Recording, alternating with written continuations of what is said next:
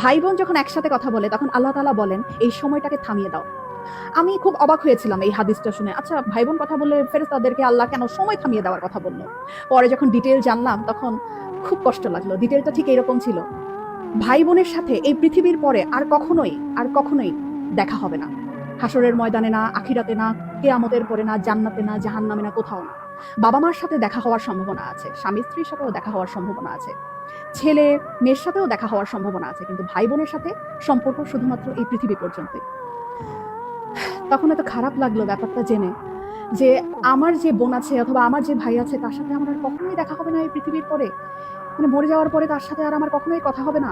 এত ক্ষণস্থায়ী একটা সম্পর্ক আমাদের। যারা সম্পত্তি নিয়ে ঝামেলা করে ভাই বোনের সাথে কথা বলে না, যারা অনেক ঝগড়া বিবাদের কারণে ভাই বোনদের সাথে কথা বলা বন্ধ করে দেয়, তারা না করেন না এই ব্যাপারটা। সময়টা না খুব কম আমাদের, খুব কম।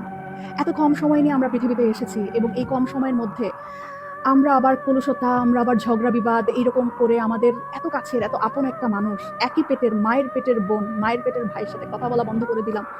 এই মানুষগুলোর সাথে তো আমাদের আর পৃথিবীর পরে দেখাও হবে না, কথা হবে না। কি দরকার মনে এত কষ্ট রেখে? ভুলে যাই না সব, ভুলে যাই। অল্প একটু সময়ের ব্যবধান, তারপরে সব নাই, শেষ।